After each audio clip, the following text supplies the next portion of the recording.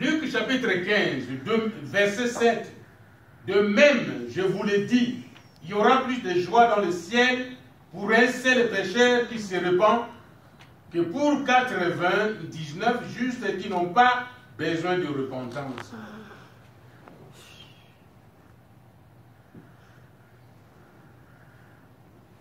La joie. Quelque chose qui crée la joie. Vous savez, si vous avez faim et que quelqu'un te dit, je vais t'amener au restaurant,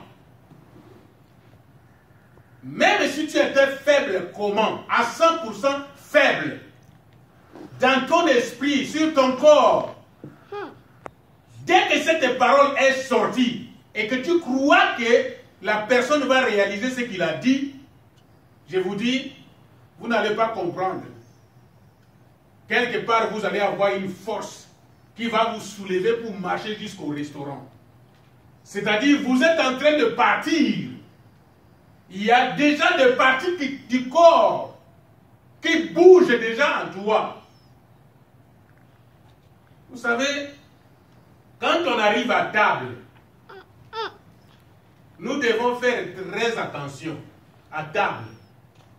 Parce que quand tu arrives à table, si tu ouvres la bouche, des fois il y a les jets de salive qui sortent.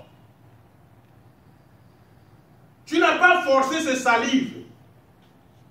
Ça c'est, il y a quelque chose au-dedans de nous dans la bouche qu'on appelle glande salivaire. Parce que son travail c'est quoi?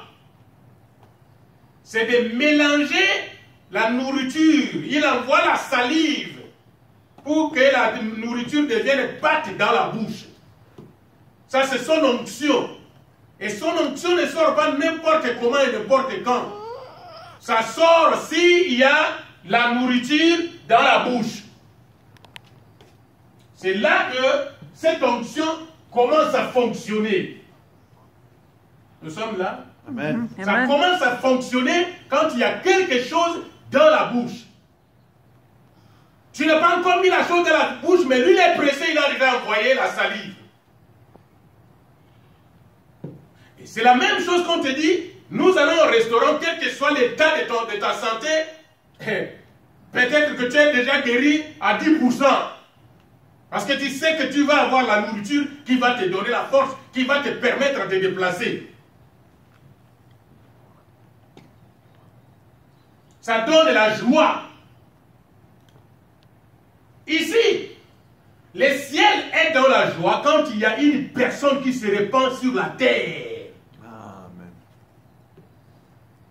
Dieu attache, je ne sais pas, nous allons dire ça, l'importance à une personne qui se répand. Il focalise son attention là-bas. Et il dit au ciel, ciel, prépare-toi. C'est la joie, c'est la fête. Parce qu'il y a une personne qui s'est convertie sur la terre. Il y a une personne qui vient de se repentir sur la terre.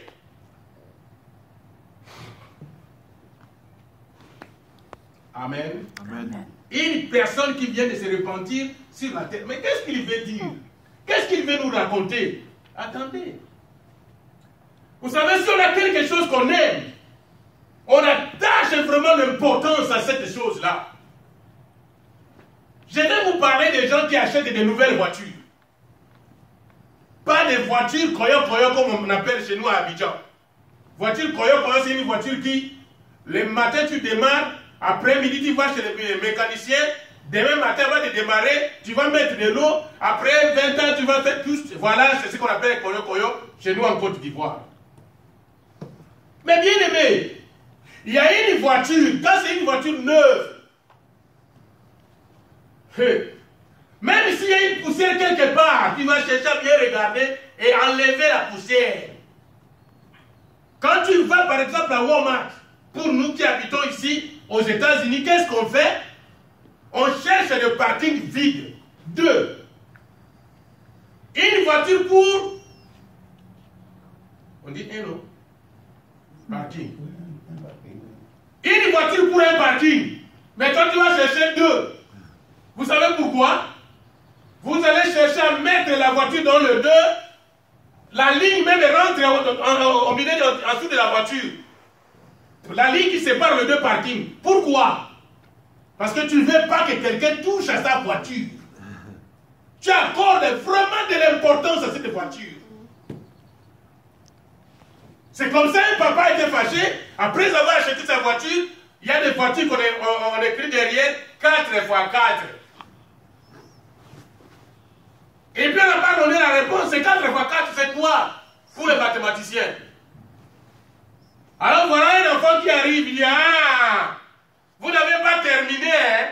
4x4 égale 16. Vous avez compris? Et le papa était fâché. Sa voiture est nouvelle.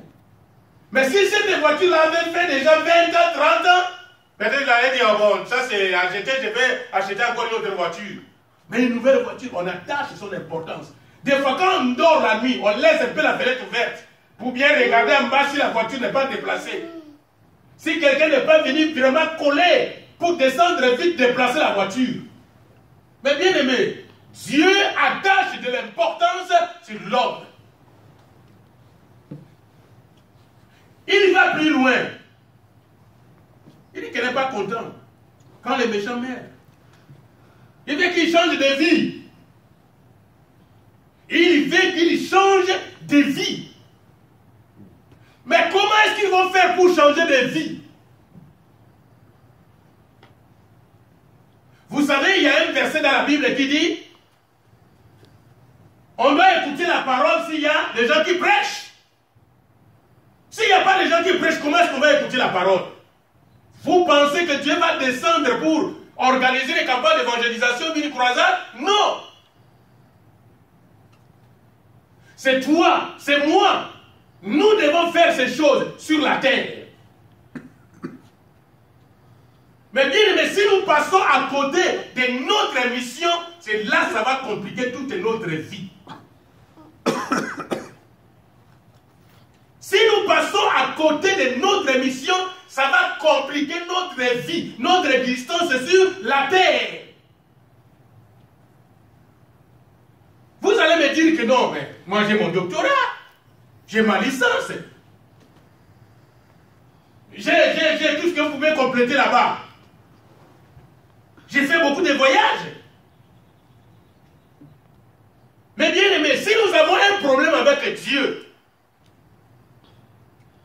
si nous avons un problème avec Dieu, dans le sens que Dieu nous a choisis pour faire quelque chose pour lui, pour son royaume, et nous ne le faites pas, bien aimé, nous avons un problème sérieux dans la vie. C'est comme ça, il y a d'autres personnes. Ils gagnent correctement l'argent, mais vous lui demandez qu'est-ce que tu fais avec ton argent? Rien du tout. Parce que Dieu est fâché quelque part. Tu vas commencer à placer ton argent sur n'importe quoi. Quelque chose qui n'est pas dans le programme, tu tombes sur ça, tu prends. Et au bout de quelques jours, tu n'as rien. Dieu te complique la vie jusqu'à ce que tu vas comprendre que lui, il a attaché son importance à l'homme. Bien aimé, tu peux prendre tous les sous-sols. Les sous-sols, les diamants, tout ce que vous connaissez, pétrole, uranium, coltan, je ne sais pas quoi encore, la liste est longue. Dieu n'a pas pris toutes ces choses pour les rachats de l'homme. Je suis en train de vous montrer comment Dieu attache de l'importance à l'homme qu'il a créé. Mais pour racheter l'homme, Dieu pouvait prendre tous les poissons, mettre ça ensemble, faire un montant, je ne sais pas, des dollars, des yens ou bien des Deutschmark. Il pouvait prendre les animaux, mettre ensemble. Si c'est son adversaire qui lui demandait, mais en tout cas, j'ai la personne là avec moi. Hein. Mais ok, bon voilà, je vais te donner toutes les forêts du monde. Je vais te donner tous les fleuves du monde. Je vais te donner les océans du monde. Il pouvait faire ça. Mais Dieu, pour nous prouver combien il aime l'homme, il va prendre son fils unique.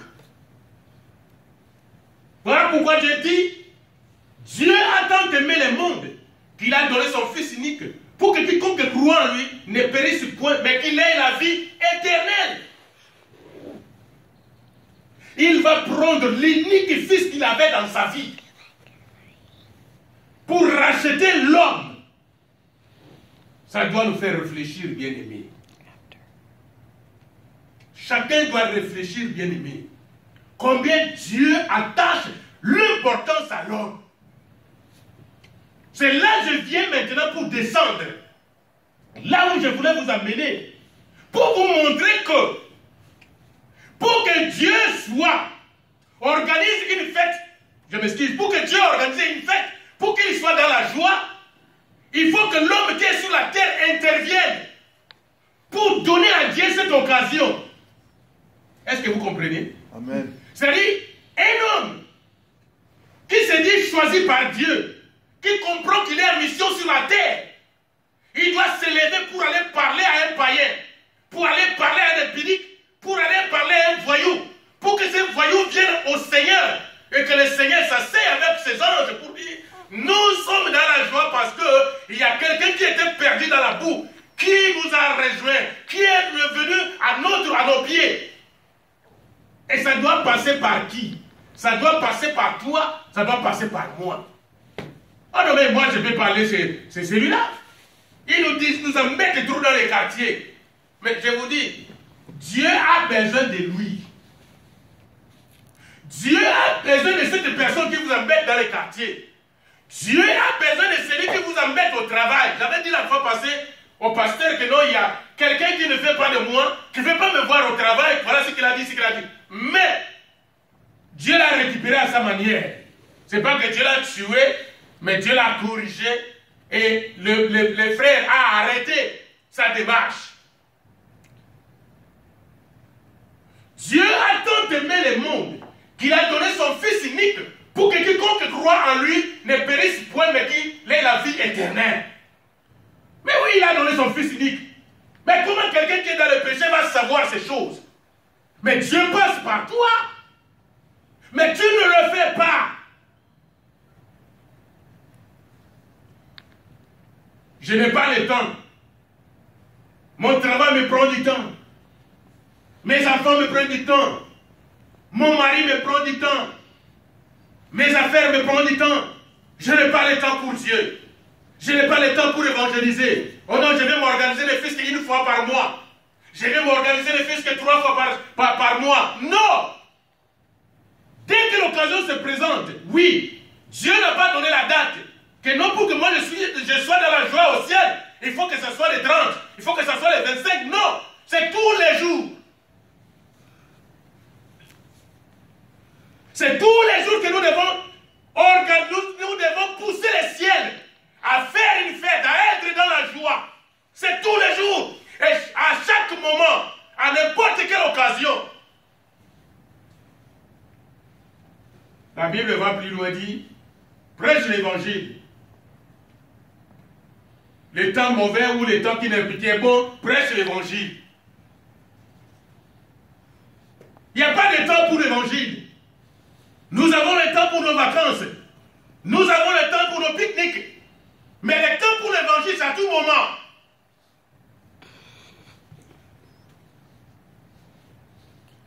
Amen. Amen. Le temps pour l'évangile, pour que le ciel soit dans la joie, c'est à tout moment. Mais si nous ne le faisons pas, bien aimé, je vais vous dire quelque chose qui va peut-être vous choquer. Tu risques d'être la malchance dans la société. Ça dit, tu cherches du travail. Voilà qu'on vient de t'embaucher. Dès le premier jour, les problèmes commencent dans la compagnie d'autrui. À cause de ta présence. Parce que Dieu veut fêter au ciel. Toi, tu préfères aller chercher ton argent et tu arrives là, Dieu crée des problèmes. La société ferme.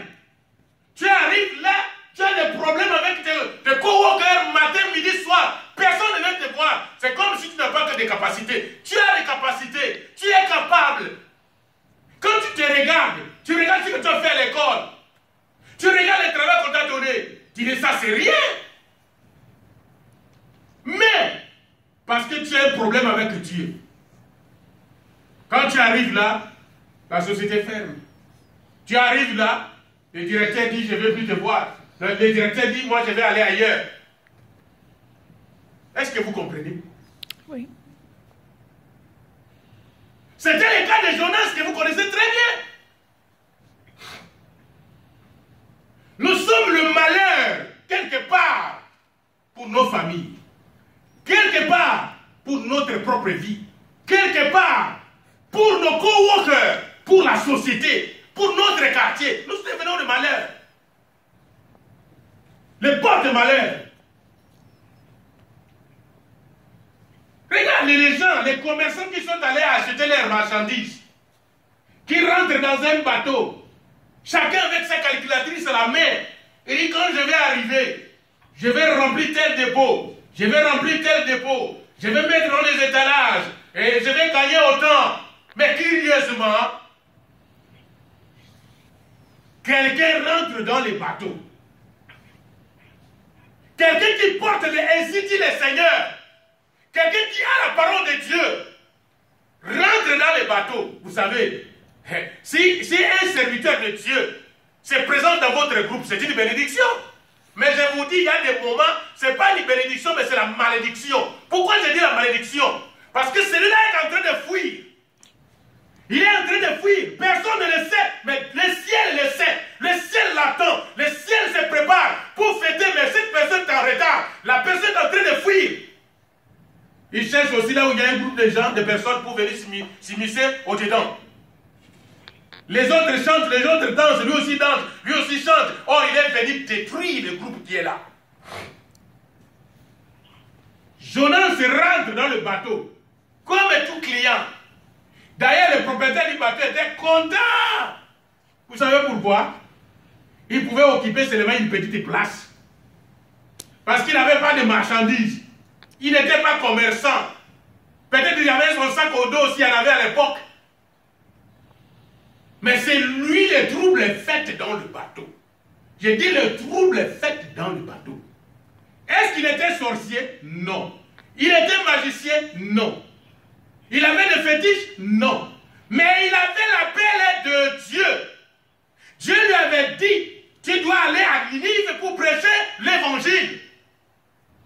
Parce que quand Dieu t'envoie comme ça, oh, il avait déjà préparé le ciel et dit, vous allez voir, dans peu de temps, nous allons nous réjouir ici parce que Ninive va se convertir. Selon son plan. Mais voilà Jonas qui va prendre le bateau, il va dans la direction contraire. Ninive au sud, Tarsis au nord, il s'en va au nord. Est-ce que Dieu t'a envoyé au nord? Est-ce que Dieu t'a envoyé là où tu travailles? Est-ce que Dieu t'a envoyé là où tu es parti, je ne sais quoi, regarder les films? Est-ce que Dieu t'a envoyé chercher du travail dans la société où tu es parti? Quand tu vas arriver là-bas, tu te dis, c'est les autres qui sont là sont des païens. Oh, le gros problème c'est toi. Avec tes versets bibliques, avec tes concordances bibliques, avec ces différentes sortes de Bibles que tu as, ben c'est toi le problème. C'est toi le problème. Dieu va créer l'embouteillage dans la compagnie à cause de toi.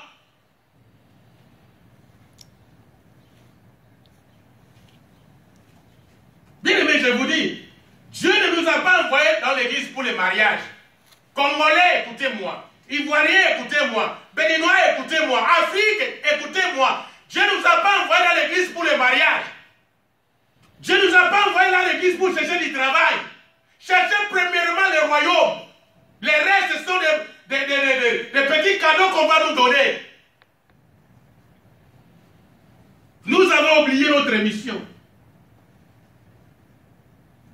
Nous devons prêcher l'évangile. N'attends pas que tu aies ton ventre plein. Ton ventre plein plutôt. N'attends pas que tu aies une voiture. N'attends pas que ta situation change. Lève-toi. Quelle que soit ta condition, santé ou pas, marche, va prêcher l'évangile.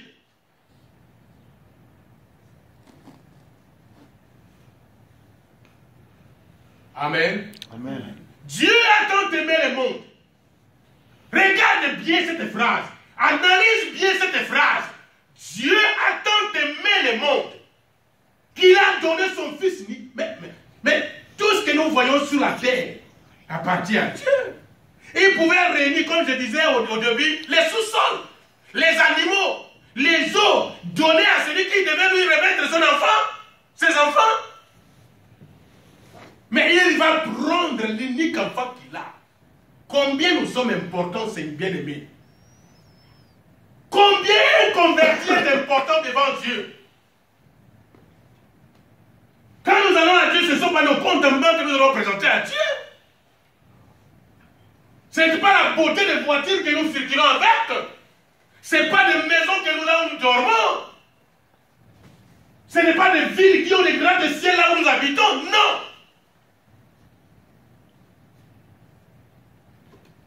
Dieu est dans la joie quand il nous voit en marche. Il te regarde, il sait qu'il est en route, il cherche quelqu'un à parler de l'évangile. C'est là que Dieu est content. Regarde bien. D'ailleurs, quand tu avais parlé à cette personne la semaine passée, regarde tes phrases que tu as sorties. Tu penses que ces phrases pouvaient convaincre quelqu'un? Non. Mais Dieu a vu l'effort que tu as fait. Lui-même est venu avec un sceau. Il a envoyé le Saint-Esprit, il complète ce que mon enfant vient de dire là-bas. Et voilà, ça y est, la personne s'est convertie. Dieu attache de l'importance à l'homme. Nous, on s'est fait des problèmes sur la terre.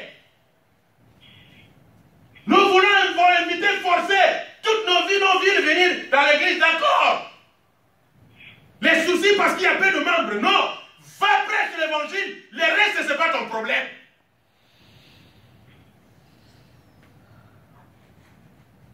Dieu a tant aimé le monde qu'il a donné son Fils unique pour que quiconque croit en lui ne périsse point mais qu'il ait la vie éternelle. Et il y a fait au ciel, il y a la joie au ciel. Qui a organisé, qui a favorisé cette joie? C'est toi. Et alors, si tu favorises la joie, si tu occasionnes la joie, le ciel va venir sur toi. Le ciel va te lever, le ciel va te bénir, le ciel va te visiter.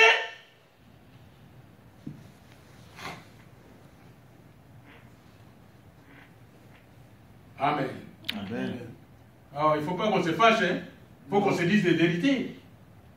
Parce que notre rôle, c'est de favoriser, d'occasionner la joie au ciel. Ça, c'est notre rôle.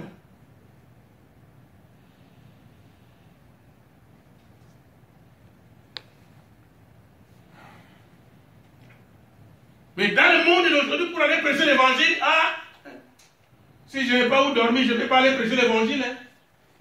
Si je n'ai pas encore mangé, je ne vois pas comment je vais sortir devant les gens qui ont bien mangé, qui respirent bien. Qui te dit qu'ils respirent bien? Respire pas bien? Bien respirer, c'est avec le Seigneur.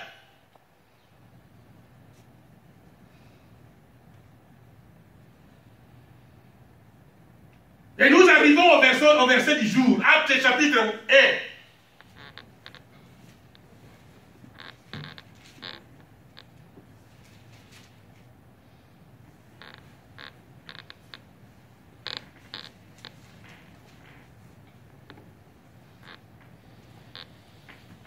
Chapitre 1, le verset 8.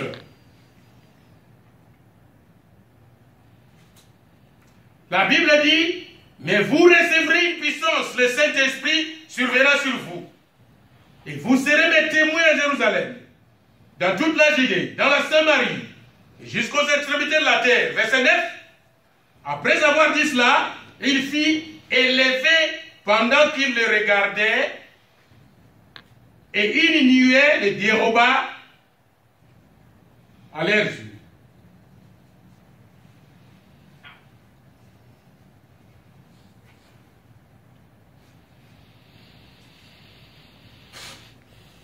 Pourquoi Dieu t'a donné le Saint-Esprit? Quelqu'un va me dire, Dieu m'a donné le Saint-Esprit pour parler en langue. Quelqu'un va me dire que Dieu m'a donné le Saint-Esprit pour confirmer que je suis son enfant. Quelqu'un va me dire qu'il m'a donné le Saint-Esprit parce que. La Bible dit cette puissance, quand elle viendra, les apôtres réunis, mais vous recevrez une puissance de Saint-Esprit survenant sur vous. Et vous serez mes témoins à Jérusalem. Sans condition. Dès que l'Esprit de Dieu est là sur toi, tu es témoin. Un témoin fait quoi? Il va dire ce qu'il a vu. Nous sommes là. Amen. Le témoin va dire ce qu'il a vu. S'il ment, lui aussi peut mériter les cachots quelque part. Qu'est-ce que nous avons vu? Parce que nous sommes des témoins. Si réellement nous avons le Saint-Esprit, nous sommes les témoins. Et alors, si nous sommes des témoins, qu'est-ce que nous avons vu? Qu'est-ce que tu connais dans cette histoire? Qu'est-ce que tu connais dans cette affaire? Le Saint-Esprit qui est en nous donne des arguments. Le Saint-Esprit nous donne des mots justes. Et quand ça sort, la personne est convaincue. Vous recevrez une puissance. Et vous serez mes témoins. Où? À Jérusalem. Judée, Samarie. C'est par étapes. Hein? Vous commencez d'abord à Jérusalem. Nous sommes au Texas, aux États-Unis, dans la ville d'Abilene. Nous allons commencer ici à Abilene. Nous sortons d'Abilene. Nous allons en Judée. Notre Judée, c'est quoi? C'est peut-être la ville qui suit. Après Judée, nous allons où? À Samarie. Mais bien aimé, depuis qu'ils avaient reçu la parole de Dieu à Jérusalem, Jérusalem était pleine de la parole de Dieu. Les gens ne bougeaient pas. Et les disciples, et ceux qu'ils avaient formés, personne ne bougeait. Et ils sont arrivés déjà. Judée, ce sont des païens. Prenons ça comme ça. Nous, notre affaire, c'est notre ville d'abord. On organise des veillées de prière dans toutes les maisons. On organise des cultes dans toutes les rues. Oh, Jérusalem était au top dans les affaires de Dieu. Ce n'est pas ce que Dieu a dit. Ça, j'ai dit virgule dans tout ce qu'il avait donné comme commandement. Vous savez bien aimé, écoutez-moi. Nous devons respecter la dernière volonté de l'homme. Quand on dit que quelqu'un a fait son testament, le testament est valable seulement si le testataire est mort. S'il n'est pas mort, s'il est vivant, le testament n'a pas de valeur.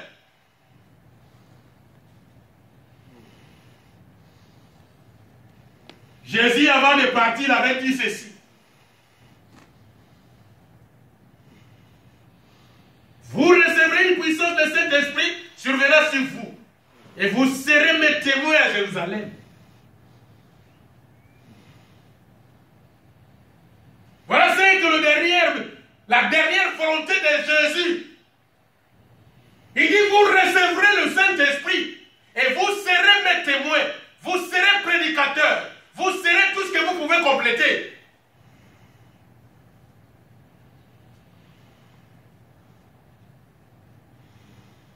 Ceux qui avaient le dernier mot, la dernière volonté de Christ, ils sont restés à Jérusalem. Mais je te dis, frère, sœur, si tu ne fais pas Actes chapitre 1, verset 8, tu vas faire chapitre 8, verset 1 à 2. Alors maintenant, pour comprendre ce qui se passe là-bas. Actes chapitre 8.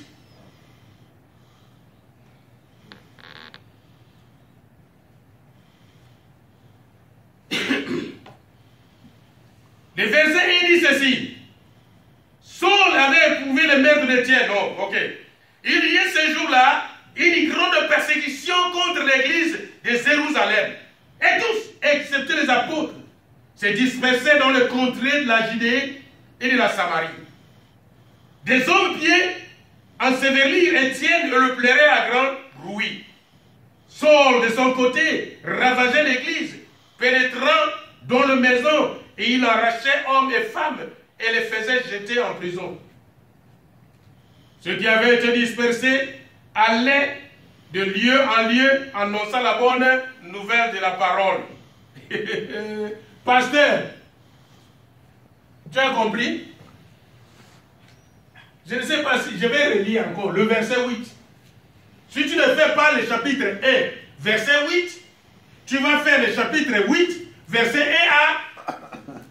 Ok. Le verset 4 dit ceci. Ceux qui avaient été dispersés allaient de lieu en lieu, annonçant la bonne nouvelle de la parole.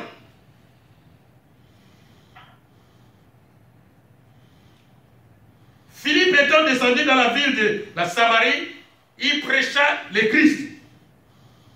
Est-ce que vous comprenez? Ils sont allés dans les villes que Dieu avait citées. Est-ce que ça c'est prêcher l'évangile? Ça c'est la peur. Ce n'est même pas l'évangile. Je vais vous expliquer ce qui s'est passé. C'est-à-dire, les gens ont vu les chrétiens, prenons ça comme ça, hein, les disciples en train de courir, de fuir. Il dit, mais, vous là, qu'est-ce qui se passe? Pourquoi vous êtes en train de fuir sans bagage? C'est la fin du monde? Il y a la guerre? Nous on n'est pas au courant? Ou bien quoi? Il dit non. Si nous sommes en train de fuir, c'est parce que les gens sont en train de nous persécuter là-bas. Les gens ont dit, la persécution c'est quoi? Oh non, mais parce que nous sommes dans un mouvement, nous sommes des chrétiens, où nous avons accepté Christ, voilà, et nous sommes là, et puis les gens ne veulent plus de nous. Pourquoi les gens ne veulent plus de vous? Mais vous avez la réponse. Vous avez la réponse. Les gens ne veulent plus de vous parce que vous avez la chose de Dieu. Dieu est fâché. Il n'a pas dit rester à Jérusalem. Il n'a pas dit rester dans ta maison. Il a dit sors. Va dire ces choses que tu as vues en Judée. Tu quittes Judée, va à Samarie. Tu finis Samarie, va en Égypte. Tu finis l'Égypte, viens au Congo. C'est ce qu'il a dit. Mais toi tu dis les autres là sont des païens qui restent là-bas. Nous restons ici dans la sainteté. Mais Dieu a tant aimé le monde qu'il a pris son fils unique qui vivait dans l'opulence. Bien aimé, il est venu dans la boue, dormir avec moi dans les moustiques. Vous savez, les moustiques d'Afrique, ce n'est pas de la blague. Hein? Au Burkina, on vient de découvrir le moustique qu'on appelle la chikungunya. Quand ça te pique, c'est la mort qui suit après.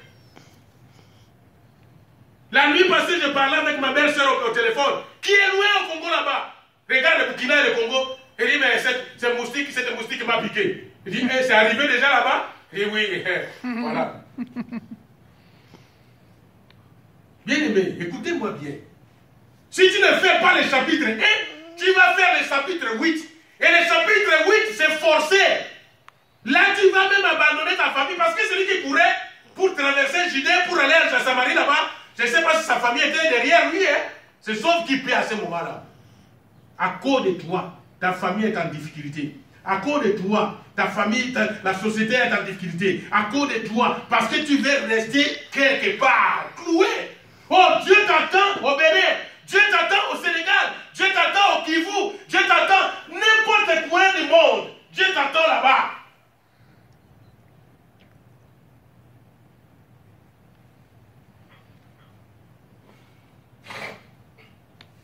Commencez d'abord par Jérusalem. Jérusalem, moi je vais traduire ça à la connaissance que nous avons eue de la part de Dieu. La connaissance que nous avons acquise. Tu ne peux pas rester assis avec cette connaissance. Ça va te créer Et tu vas chercher les sorciers de la famille pour les accuser. Non! Il n'y a pas de sorcier. Il n'y a pas quelqu'un qui te veut du mal. C'est toi-même le problème. C'est toi-même le mal.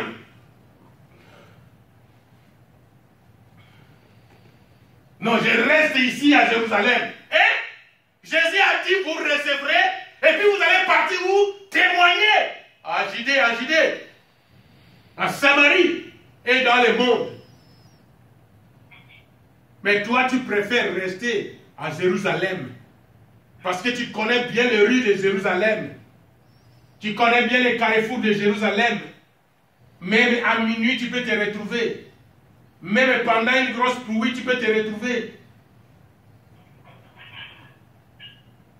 Si tu as un problème, tu sais où aller pour chercher la solution.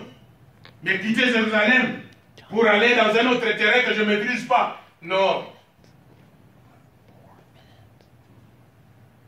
Amen. Amen. Amen. Amen.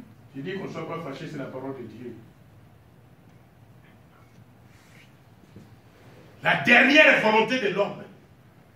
Qu'est-ce que Matthieu 28 nous dit?